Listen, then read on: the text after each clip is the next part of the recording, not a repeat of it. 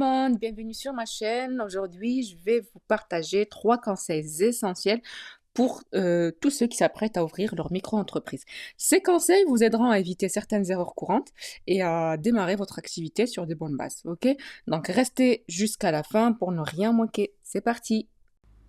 Premier conseil, c'est le type d'activité, soyez général. Alors pourquoi? Parce que cela vous donne une plus grande flexibilité pour le futur. Donc le jour où vous allez décider d'ouvrir votre micro-entreprise, vous allez voir une conseillère à la chambre de métier et vous allez remplir ce formulaire P0 ensemble. Donc dans le formulaire, à un moment donné, il faut renseigner le type d'activité et c'est là où par exemple, au lieu de mettre vente de textiles et d'objets personnalisés, je vous conseille plutôt de mettre artisanat et commerce de produits divers. Donc là, c'est plus général. Donc cela vous permettra dans le futur de changer ou d'élargir votre gamme de produits sans devoir modifier votre enregistrement.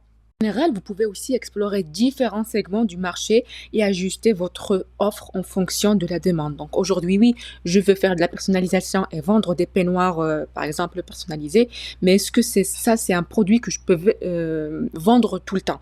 On ne sait pas, surtout quand on démarre une entreprise, on est encore dans le doute, est-ce qu'il va y avoir de la demande ou pas? Donc, autant rester général. Donc, au pire, en fait, par exemple, pour achat, revente de produits personnalisés ou produits artisanaux ou autres, on peut facilement switcher d'activité sans devoir faire de modifications. Ça concerne l'enregistrement, on registre du commerce et des sociétés. Donc, pensez à le faire. Même si vous commencez par une activité purement artisanale, il peut être judicieux de vous enregistrer aussi au RCS. Et je vous dis pourquoi. Donc, pourquoi? C'est parce que cela vous permet de faire de l'achat-revente de manière légale si jamais demain vous décidez de diversifier vos activités. Donc, aujourd'hui, vous faites, c'était mon cas aussi, la première année, j'achète en gros, je personnalise et puis je vends l'article personnalisé au détail. Aujourd'hui, je vends aussi des articles vierges. Donc, j'achète en gros et je vends en détail. Avant, je n'avais pas le droit de faire ça parce que je n'étais pas enregistré au RCS et j'ai dû payer pour faire cette modification. En étant enregistré au RCS, vous avez la possibilité d'élargir vos activités sans complications supplémentaires. Cela peut être une excellente stratégie pour augmenter vos sources de revenus. Si jamais ça marche pas, les produits où vous n'avez pas de demande pour des produits personnalisés, vous pouvez en fait tester de faire de l'achat-revente et puis ça permet de saisir de nouvelles opportunités du marché. Dernier conseil, c'est d'opter pour le versement libératoire de l'impôt si c'est avantageux pour vous, bien sûr, parce qu'avec ce système, vous payez vos impôts au même temps que vos cotisations sociales à l'URSSAF, d'accord? Donc, c'est soit tous les mois, soit c'est tous les 3 mois, tous les trimestres. Donc, ça va simplifier la gestion de votre trésorerie et vous allez éviter les mauvaises surprises en fin d'année, d'accord?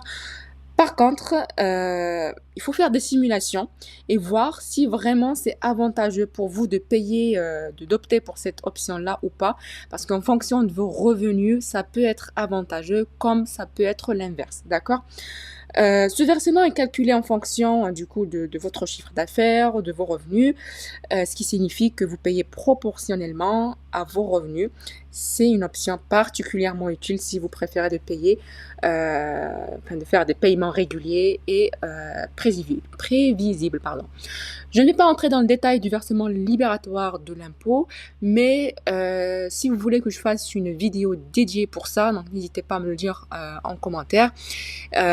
Pour moi, c'était une mauvaise surprise le fait que je n'ai pas opté pour cette option-là. Parce qu'on m'a pas bien expliqué au début à quoi ça servait et comment faire une simulation pour voir si c'est avantageux ou pas. Donc, je payais que mes cotisations à l'URSSAF tous les mois.